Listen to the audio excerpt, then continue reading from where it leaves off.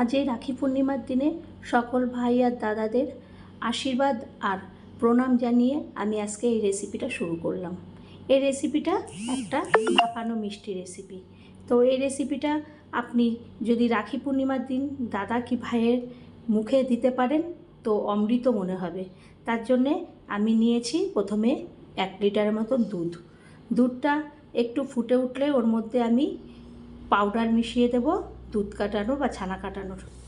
তা ওই পাউডারটা মেশানো হয়ে গেলে আমি আস্তে আস্তে ওভেনটা বন্ধ করে আস্তে আস্তে হাতার সাহায্যে ভালো করে নাড়বো। নাড়তে নাড়তে ছানা আর জল আলাদা হয়ে আসবে।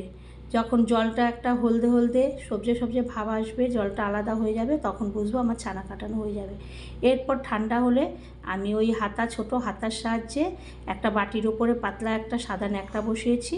এরপরে ওই ছানাগুলো ওর মধ্যে তুলে তারপর জল ঝরিয়ে আমি বেঁধে কিছুক্ষণের জন্য জলটা ঝরাতে দেবো যাতে একদম শুকনো হয়ে যায়। আর একটু জল দিয়ে ধুয়েও নেবো যাতে কোনো গন্ধ না থাকে। যদি বা ছানা কাটানো পাউডারে কোনো গন্ধ বেরোয় না, ভিনিগার দিলে একটু গন্ধ বেরোয়, কিন্তু এটার গন্ধ বেরোয় না। এরপরে ঠান্ডা হলে আমি একটা প্লেটের মধ্যে ওই ন্যাকড়ার পুঁটলিটা খুলে ছানাটা ওর মধ্যে ঢেলে নেব, ন্যাকড়াটা সাইড করে রেখে দেবো। এরপরে একে একে ওর মধ্যে সমস্ত উপকরণ মেশানোর আগে আমি হাতের চেটো দিয়ে ভালো করে একদম ছানাটাকে মিহি করে নেব।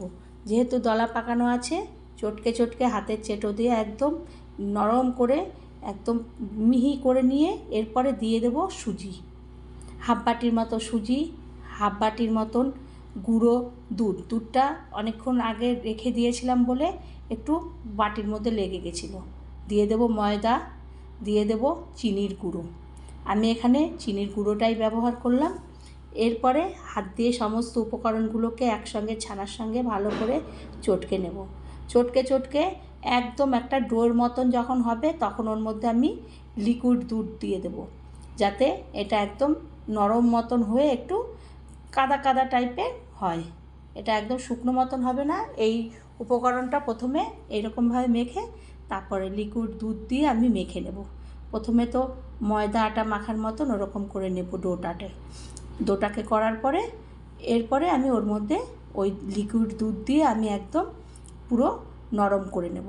নরম করে একদম কাদা কাদা মতন হবে সেই রকমভাবে করে নেব। এরপর এরমভাবে করে নিলাম।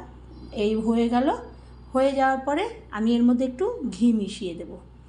ঘিটা মিশিয়ে তারপরে আমি ভালো করে ওই লিকুইড দুধটা মিশিয়েছি। আবারও একটা থালার মধ্যে উঁচু কান্দা ঘি দিয়ে একটা ব্রাশের সাহায্যে ভালো করে আমি পুরো থালার মধ্যে ওই ঘিটা মাখিয়ে নেব। এরপর যে আমি এই যে ছানার যে তৈরি করেছিলাম ব্যাটারটা, সেটাকে ওটার মধ্যে ঢেলে নেব। ঢেলে ট্যাপ করে নেব যাতে চারিপাশ দিয়ে হাওয়া বাতাস না ঢোকে। আগের থেকেই একটা কড়াইয়ের মধ্যে স্ট্যান্ড আর জল দিয়ে বসিয়ে দিয়েছিলাম। এরপর থালাটা রেখে একটা থালা দিয়ে ঢেকে দেব। ঢেকে দেওয়ার আমি আধ ঘন্টা পরে এই ঢাকনাটাকে খুন্তির সাহায্যে তুলব। তো দেখব আমার এই ছানার যে ভাপানো সন্দেশটা সেটা হয়ে গেছে।